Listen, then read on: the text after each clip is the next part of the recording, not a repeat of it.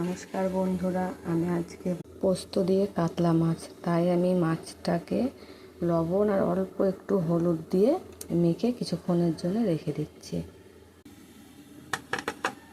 এখানে আমি 5টা কাজু বাদাম নিয়েছি, তার মধ্যে আমি পোস্ত দিয়ে দিলাম। এবার একটু জল দিয়ে এটাকে ভিজিয়ে রাখবো। এখানে আমি অল্প একটু সর্ষে দিলাম। পোস্তটা আমি এবার একটু মিহি করে বেটে নিয়ে আসি। তেল গরম হয়ে গেছে, আমি এর মধ্যে অল্প একটু লবণ দিয়ে দিলাম।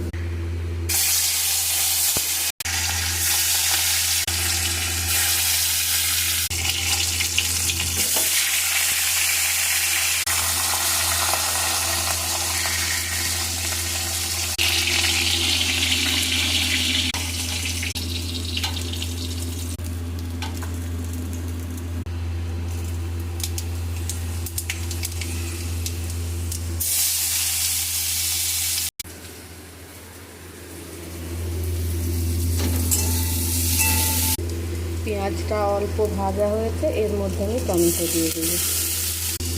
এর মধ্যে লবণ দেবো যাতে পেঁয়াজটা লাল হয়ে না যায়।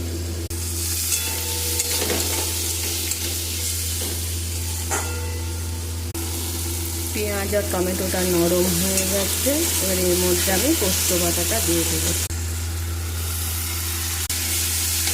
এটা আমি বেশিক্ষণ ভাজবো না, অল্প একটু নেড়ে জল দিয়ে দেবো।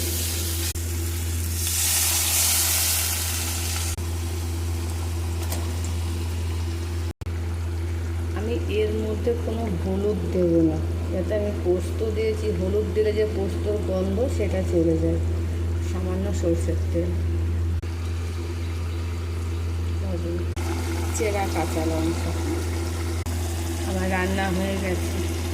এটি একটি খুবই সহজ রান্না।